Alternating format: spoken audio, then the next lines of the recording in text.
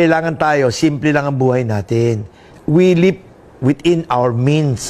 Tingnan mo yung mga ibang tao dyan. Nakatira na nga sa barong-barong. Nakatira na ng kung saan. Naka-signature na damit.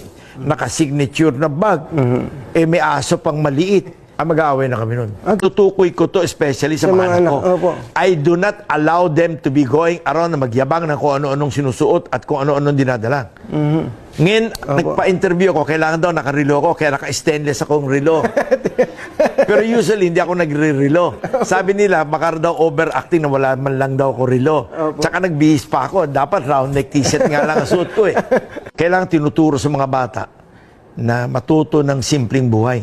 Yung anak ko bunso, si Jacob, kagagraduate ng college. Pinadala ko sa probinsya, sa Pangasinan, sa planta. Sabi ko, diyan ka magtatrabaho araw-araw, diyan ka matutulog,